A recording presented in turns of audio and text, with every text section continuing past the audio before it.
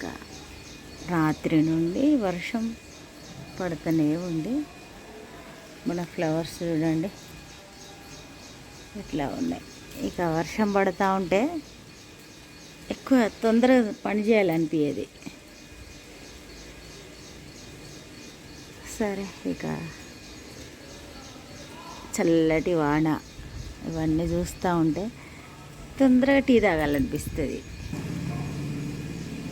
కానీ పూజ అయితే కానీ టీ తాగేది లేదు. ఇక అంతే, ఒక పద్ధతి కొద్దీ బ్రతకాలని నిర్ణయించుకుంటే ఇక దాన్ని అమలు చేస్తూ పోతే అది అలవాటుగా మారుతుంది. కాకిని చూడండి, కాకి జనరల్గా కాకులని చూడడం ఇష్టపడం పెద్దగా. కోకిల అయితే మంచిగా అనిపిస్తుంది. ఆ కోకిల మనం అన్నప్పుడు రాదు. ఇక సరే ఇంట్లోకి వెళ్ళి మరి పనులను వేసుకుంటే తొందరగా టీ తాగొచ్చు. ఇక్కడికి వచ్చినాయి బూగలు. నేను బట్టలు తీసుకొని వచ్చేసరికి చూద్దామనేసరికి లేవు. నైవేద్యం తినే పిట్ట అరుస్తుంది. అగ చూడండి, అది అట్లా అరుస్తూ ఉంటుంది. అగ చూడండి, ఎదురుగా చెట్టు మీద ఉంది. అంత హైట్ మీద నుంచి అది అరిస్తే మనకి నడుతుంది. ఉడత కింద అవి చూడండి.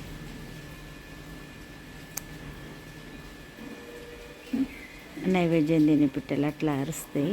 వచ్చి నైవేద్యం తింటే వెళ్ళిపోతాయి. అయితే ఒక్కొక్క పక్షులు ఒక ఒక పీరియడ్ లాగా వస్తుంది. అది మన ఊరపిచ్చుకలు అంటాం కదా, అవి అయితే ఒక వారం రోజులు ఎంత అంటే ఇక పొద్దున్న దాకా వచ్చినాయి. 5 నిమిషాలకు ఒకసారి వచ్చినాయి, తిన్నాయి, పోయినాయి వరి ధాన్యం. ఇప్పుడు ఊరపిచ్చుకలు వస్తలేవు. ఇక నైవేద్యం తినే పిట్టలు ఇగో ఇక్కడ ఉంది కదా చిట్టి పిట్ట, అట్లాంటివి వస్తున్నాయి.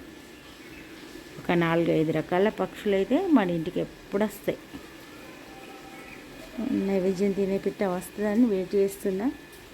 ఇక్కడ నైవేద్యం ఉంది చూడండి. ఇక చూద్దాం, తిని వెళ్ళిపోతుంది అంతే. ఇంకా ప్రతిసారి నేను చూడాలంటే వీలు కాదు కదా. ఎంత వానలు వచ్చింది చూడండి పాపం చిట్టిపిట్ట. చేతులు తడిగి ఉన్నాయి జూమ్ చేయడానికి. ఇట్లా వస్తాయి పోతూ ఉంటాయి. వర్షానికి మనకు కూడా పనులు అస్సలు చేయబుద్ధి కావు కదా. అవి చూడండి, అది అక్కడ ఏముంటుంది అంటే ఇప్పటిదాకా లేదు, మళ్ళీ ఇప్పుడే వచ్చింది నైవేద్యం తినే పిట్ట.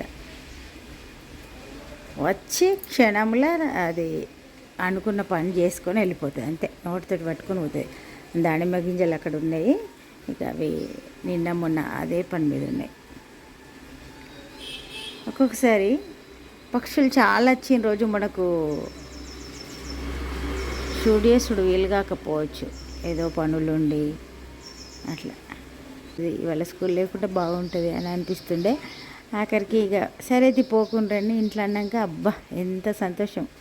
ఒక్కరోజు కోసం ఇదంతా. అక్కడ చూడండి అటు వెళ్ళింది కదా, అట్టుండి మళ్ళీ ఇటు వస్తుంది.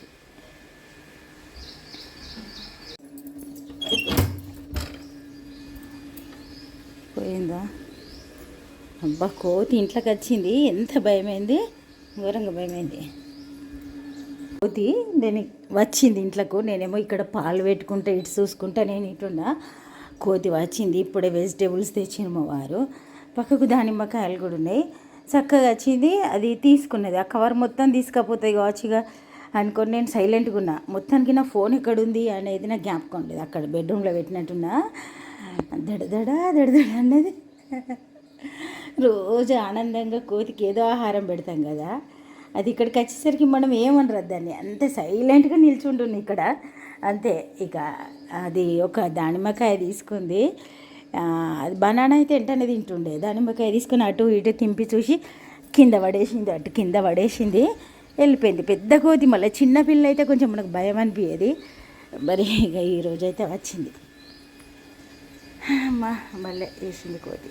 ఇక్కడనే ఉంది దానిమ్మకాయ. అసలు నేను ఎటు పడేసింది అనుకుంటున్నా కానీ తీసింది, చూసింది, టక్కన కింద పడేసింది, ఇక వెళ్ళిపోయింది. ఇక అటు ఆ రూమ్లోకి పోతుంది ఏమో అనుకున్నా, కానీ డోర్లు పెట్టి ఉన్నది. ఎట్లా అని అనుకుంటున్నా. ఇదంతా మన బ్రెయిన్లో జరుగుతూ ఉంటుంది కదా. అందుకే ఎప్పుడు ఇక్కడ ఉంటేనే డోర్లు ఓపెన్ పెట్టాలి. ఇంకొక కోతి పోతుంది.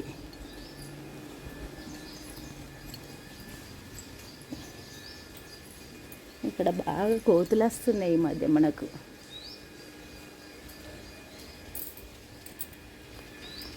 నేను ఎప్పుడు ఇంట్లోకి రాకుండా ముందే ఇక్కడ ఆహారం పెడతా వాటికి. కానీ ఇక బనానా అట్లాంటివి ఉంటే తింటే, దానిమ్మకాయలు ఇంట్రెస్ట్ ఉండేటట్లేదు. ఎందుకంటే పైన రుచి వాసన ఏం కనిపించేది కదా దానికి. అందుకని ఇప్పుడే చిటిపిట్టలు చాలా ఉన్నాయి అని చూపిద్దాం అనుకున్నా. కానీ మన పని కావాలి కదా అని ఇంట్లోకి పోయినా పాలు పెడుతున్నా కథ కోతి వచ్చింది. ఇంత గందరగోళం చేసింది.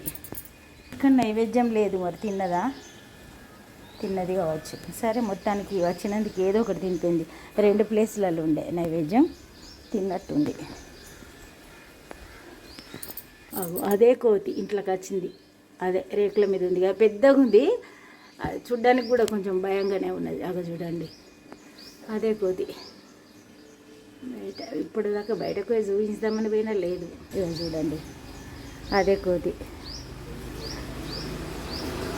అయితే అది ఓపెన్ లేదు దానిమ్మకాయ కాబట్టి దానికి అర్థం కాలే అదేం టేస్ట్, అది పండు అనేది అర్థం కాలే. కాకపోతే కోతిని దూరంకి వెళ్ళి చూస్తే ఉన్నంత సంతోషం, దగ్గరికి వెళ్ళి చూస్తే భయం.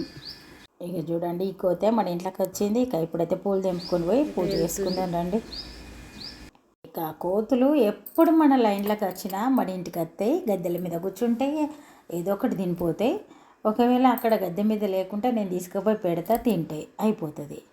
భలే సంతోషంగా. ఇంకా చుట్టుపక్కల వాళ్ళు కూడా అందరూ మీ ఇంటికి భలే వస్తాయి అని అంటారు. కానీ ఈరోజు మన ఇంట్లోకి అన్ఎక్స్పెక్టెడ్గా వచ్చేసరికి నాకంతా ఒక దడలాగా అనిపించింది.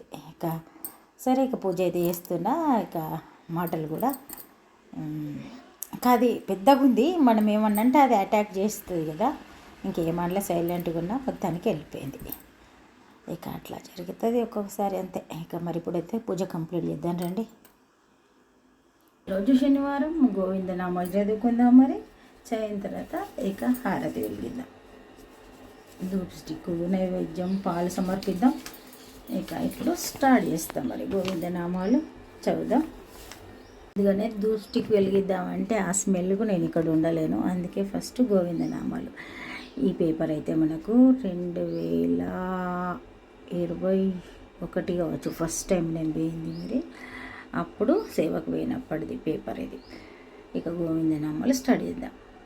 శ్రీ శ్రీనివాస గోవింద, శ్రీ వెంకటేశ గోవింద, భక్తవత్సల గోవింద, భాగవత ప్రియ గోవింద, నిత్య నిర్మల గోవింద, ఇలమెగ శ్యామ గోవింద, పురాణ పురుష గోవింద, పుండరీకాక్ష గోవింద, గోవింద హరి గోవింద, గోకుల నందన గోవింద, నందనందన గోవింద, నవనీత చోర గోవింద, పశుపాలక శ్రీ గోవింద, పాప విమోచన గోవింద, దుష్ట సంహార గోవింద, దురిత నివారణ గోవింద, శిష్ట పరిపాలక గోవింద, కష్ట నివారణ గోవింద, గోవింద హరి గోవింద, గోకుల నందన గోవింద,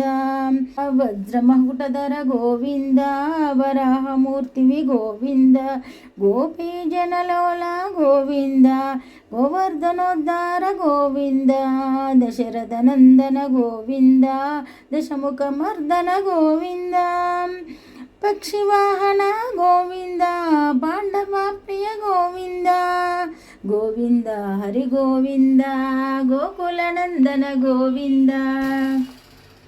అన్ని కంప్లీట్. వెంకటేశ్వర స్వామి వారికి పాలు నివేదించిన వెంకటేశ్వర అష్టోత్తరం చదివినాం. ఇప్పుడు మనం గోవిందనామాలు చదువుకున్నాం కదా, 108 గోవిందనామాలు చదువుకున్నాం. ఇక స్వామివారికి పాలు నివేదించిన. ఇక ఇప్పుడు ఈరోజు మరి కర్పూర హారతి ఇద్దాం అనుకుంటున్నా. కర్పూర హారతి ఇస్తే మనకు గోడలంతా బ్లాక్ అంటే బ్లాక్ అవుతున్నాయి. కానీ ఇక వెంకటేశ్వర స్వామి వారికి కర్పూర హారతి చాలా ఇష్టం అంటారు. మనం మనసులా ఎంత కరెక్ట్గా మనం అంటే పూజ మనస్సాక్షిగా చేసినాం అనే దానికి గుర్తుగానే మనకు అనుభవాలు కలుగుతాయి. కానీ ప్రతిదీ ఇంకోళ్ళకి చెప్పడం వల్ల వాళ్ళకు కూడా ఒక భక్తి మార్గంలో ఉంటారు. తర్వాత వాళ్ళు కూడా ఒక లాభాన్ని పొందాలని చెప్తాం కదా. ఫ్రెండ్స్కి కానీ ఎవరికన్నా మీరు ఇది చేసుకోండి అని సలహా ఇస్తాం. కాకపోతే కొందరికి విని చేసుకుంటారు, కొందరేమో చెప్పొచ్చింది అని అనుకుంటారు. కాకపోతే ఎవరైతే ఆర్తితోటి 100% మనస్ఫూర్తిగా చేసుకుంటారో అది సంకేతాలు కనిపిస్తాయి.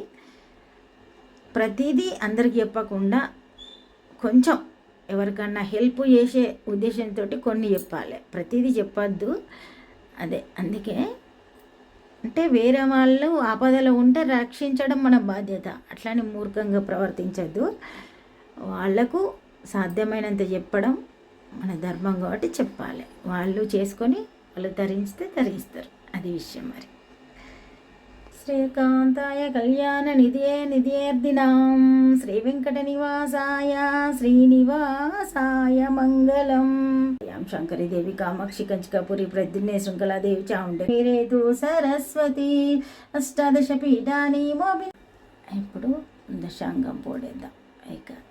అయితే ఏ టెంపుల్కి వెళ్ళినా మనం తిరుపతిలో దైవికమైన ఇక అక్కడి నుండి మనకు రావాలనిపించేది. వరాహస్వామి టెంపుల్లో, హయగ్రీవ స్వామి టెంపుల్ పక్కకే ఉంటుంది. ఇక అక్కడ టెంపుల్లో అయితే నాకు కొన్ని గంటలు అక్కడ కూర్చోవాలనిపించింది. అంటే మనము సేవ చేయడానికి వెళితే ఓన్లీ ఆగం సేవ చేసుకొని ఈ రోజే ప్లేస్ చూద్దామని ఇట్లా తిరుగుతూ ఉంటారు చాలామంది. మనం ఎదుటి వాళ్ళని అస్సలు విమర్శించద్దు. కాకపోతే ఒక పద్ధతి కొద్దీ మనం సేవ చేయాలనుకుని వెళ్ళినప్పుడు 100% సేవ చేయాలి. దానికంటే ముందు ఎర్లీ మార్నింగ్ లేచి కోనేరులో స్నానం చేయడం, లేకుంటే రోజు కూడా మనం ఒక పద్ధతి ప్రకారం గోవిందనామాలు చదువుకోవడం ఇట్లా చేయాలి. అంటే మనము ఒక 8 రోజులు ఒక దీక్షలాగానే చేయాలి. ఏదో టైంపాస్కి పోయినట్టు అస్సలు చేయొద్దు. అట్లా అని ఎవరిని విమర్శించడానికి కాదు, కొందరిని చూసినప్పుడు అనిపిస్తుంది. అయితే నిబద్ధత అనేది మనం ఒకసారి నేర్చుకుంటే, ఒక పద్ధతి అనేది నేర్చుకుంటే మనం ఎక్కడికి పోయినా అదే పద్ధతి ఫాలో అవుతాం. అట్లా కొందరిని చూస్తే బాధ అనిపిస్తుంది. కాకపోతే ఇంకా ఆ 7 రోజులు మనం సేవలు ఉన్నప్పుడు ఒక్కసారే ఒక పూట భోజనం చేయడం, ప్రతిరోజు టెంపుల్ ముందుకెళ్ళి కూర్చుండి గోవిందనామాలు చదువుకోవడం, లేకుంటే వరాహస్వామి టెంపుల్ ముందుకెళ్ళి అక్కడ గోవిందనామాలు చదువుకోవడం. ఇట్లా మేమైతే మొన్న లాస్ట్ టైం పోయినప్పుడు ఒక పద్ధతి కొద్దీ అట్లా చేసినాం. అట్లా ఒక దీక్షలాగా చేస్తే ఎంత బాగుంటుంది చూడండి. ఏదైనా టైంను వృధా చేయొద్దు. మనకు ఒక అవకాశం వస్తే అవకాశాన్ని సద్వినియోగం చేసుకోవాలి. భక్తి మార్గము, దైవనామస్మరణ అనేది మనకు అది ఎప్పుడైనా తోడవుతుంది. ఇప్పుడు మనకు కష్టాలు లేవు కదా, ఎందుకు అని కొందరు చాలామంది ఇట్లా చేస్తూ ఉంటారు. ఇప్పుడేమో అత్యవసర పరిస్థితి లేదు, నేను సేవకి ఏదో వచ్చినా అని. కాదు, ప్రతిదీ మనము అక్కడికి వెళ్ళినామంటే మనకి దైవం మనం అక్కడికి రప్పించుకున్నాడంటే మనతోటి ఏదో ఒకటి ఉంది కారణం అనుకోవాలి. ఎప్పుడైనా కానీ ఒక పద్ధతి కొద్ది ఉండడానికే ప్రయత్నం చేయాలి. మానవ జన్మ ఉన్నదే మనం తరించడానికి, అంతేగాని చెడు పనులన్నీ చేసి నెక్స్ట్ జన్మ అంటూ ఉంటే ఇంకా నీచమైన బతకడానికి అస్సలు చేయొద్దు. అందుకని మానవ జన్మ, పక్షాదులు ఎన్నో జీవాలు ఉన్నాయి, కానీ దానికి మాట లేదు కదా. మనకు మాట్లాడే బ్రెయిన్ ఇచ్చినందుకు మనం చెడు మాటలన్నీ మాట్లాడుకుంటూ పాపాన్ని మూటగట్టుకొని నెక్స్ట్ జన్మ ఉన్నది అని అంత భగవద్గీత కూడా చెప్తుంది.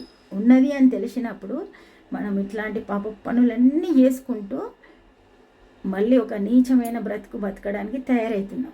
అది అట్లా అస్సలు చేయొద్దు. అంటే ఇప్పుడు మరి ఆ కష్టాలు అనుభవించినవి పోయిన జన్మలు వేసిన పాపాలైనా అంటారు. అది కావచ్చు, ఇది తప్పు అని తెలిసినప్పుడు దాన్ని అస్సలు చేయొద్దు. వరకు మనం పాఠాలు చెప్పాల్సిన అవసరం లేదు. కాకపోతే నేను ఇంట్లో వాళ్ళు అన్నీ నాకు నేర్పించలేదు. నేను ఎంతోమందిని చూసి నేర్చుకొని జీవితంలో ఎన్నో నేర్చుకున్నా కాబట్టి కొందరికి అన్నా తెలియని వాళ్ళకు కొన్ని విషయాలు తెలియాలి అని అనిపిస్తుంది. మనకంటే చిన్నపిల్లలు నేర్చుకోవాల్సిన పరిస్థితి ఉంటుంది, కంపల్సరీ ఉండాలి. నేర్చుకున్నప్పుడే జీవితం సాఫీగా జరుగుతుంది. ఇక మనం పూజ రూమ్లో ఇంత మాటలు ఎందుకు అనుకోవచ్చు, కాకపోతే ఎక్కడ ఇది ప్రతిదీ నేను ఒక ప్లాన్ కొద్దీ నేను డైలాగులు రాసి పెట్టుకున్నది కాదు కదా. ఆ టైంలో ఏది నేను పూజ రూమ్లో చెప్పినా ఏది నేను ఈ పాయింట్ చెప్పాలనుకోను, ఎప్పుడు కూడా చెప్పాలనుకోను. అలవోకగా వచ్చిన పదాలని మేము చెప్తున్నా అంతే. ఇక ఇది విషయం. మరి మన పనులు మనకు చాలా ఉన్నాయి జీవితంలో. ఇప్పుడే పూజ అయిపోయింది. సన్నపు తుంపురు ఇక నైట్ల నుండి కంటిన్యూ అవుతుంది. ఇక నైవేద్యాన్ని తీసుకొచ్చి పెట్టిన. అయితే నిన్న మనం పూజ రూమ్లో పెట్టిన నైవేద్యం ఇక ఇక్కడ తీసుకొచ్చి పెట్టిన. ఫస్ట్ బెల్లపన్నం తయారు చేసినప్పుడు పూజ రూమ్లో పెడితే ఇక్కడ పెడతా పక్షులకు. ఇక నిన్న పెట్టింది ఉంటే మళ్ళీ ఇక్కడ తెచ్చిపెట్టిన. పక్షులు వచ్చి తింటే అక్కడ అటుకులు నైవేద్యం పెట్టిన. ఇక అంటే నిన్న పాలు అటుకులు పెట్టింది కూడా పెట్టిన. అన్నీ షూట్ చేసుడు వీలు కాదు. ఇక అట్లా సరే పక్షులు అయితే బాగానే ఆడుకుంటున్నాయి. ఇక మనం బ్రేక్ఫాస్ట్ చేసుకుందాం రండి. మరి నైవేద్యం తినే పిట్ట వచ్చింది చూడండి, తింటుంది ఆహారం. ఈ రామచిలుక అల్లరి చేసేసరికి నైవేద్యం తినే పిట్ట చెట్టు ఎక్కింది.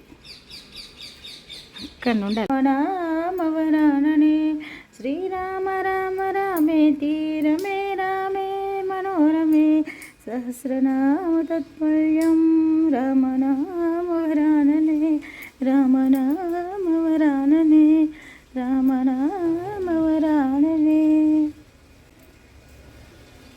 2 బిడ్డలను తీసుకొని వచ్చింది చూడండి ఆవు.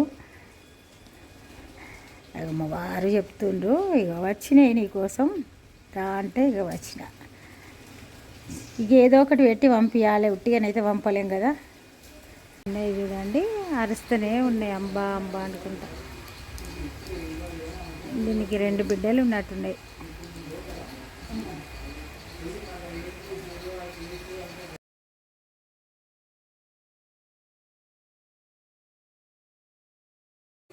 బెండకాయలను వేయించిన ఈరోజు. మరి మన వంట బెండకాయ పులుసు. తెల్ల బెండకాయలను కంపల్సరీ ఇట్లా వేయించిగా 11 గంటలకు వచ్చింది ఆవు. ఆహారం పెట్టినా మనకు షార్ట్ల వచ్చింది కోతి. ఇక ఈ ఆవు 2 గంటల నుంచి ఇక్కడనే ఉంది. దుంకింది. నైవేద్యం తినే పిట్ట ఇక్కడ తిన్నది బెల్లపన్నం. నేను మొబైల్ తెచ్చే వరకు అక్కడ తింటుంది. అన్నం తింటున్నా నేను. చూడండి నేను అన్నం తింటున్నా. ఈరోజైతే మన వంట షూట్ చేయలేదు. నిన్న దగ్గర ఉన్న బెండకాయలు తెల్ల బెండకాయల కర్రీ పులుసు. ఇది ఫ్రై చేసుకుని లేదు, పులుసే చేసుకుంటారు. లోపల గింజలు ఉంటాయి. ఇక చూడండి సూపర్ టేస్ట్ ఉంది. ఇక ఇవాళ షిఫ్ట్ చేయాలి, ఇక్కడనే ఉంచిన. ఇక చూడండి ఎంత మంచిగా ఉందో. వారేటో ఏది ఉందంటే తొందరగా తనకు వడ్డించిన. ఆవుకు ఆహారం పెట్టుడు, వర్షం చూసుడు, ఇదే పనులు జరిపోయినాయి. ఇక్కడనే ఉన్నాయి. ఇంకా ఇవాళ ఏం చూపించాలి, వర్షం బాగా పడుతుంది. ఇంకో కారణం ఏంటంటే ఈరోజు మార్నింగే టేబుల్ మీదకి కోతి వచ్చింది. అందుకని మళ్ళీ మంచిగా డెటాల్ పెట్టి తుడిచినా కానీ ఇక అన్నీ పెట్టాలనిపించలే. ఇప్పుడే నైవేద్యం తినే పిట్ట నేను అన్నం తినేటప్పుడే వచ్చి తినిపోయింది. వర్షం కంటిన్యూ అయితేనే ఉంది. ఇక ఇప్పుడైతే 4 అవుతుంది. మరి ఇక ఈరోజైతే ఇక్కడితో ఎండ్ చేద్దాం. రేపు ఒక మంచి విడతటి మళ్ళీ వెళ్దాం. పరుగుతుంది. బాయ్.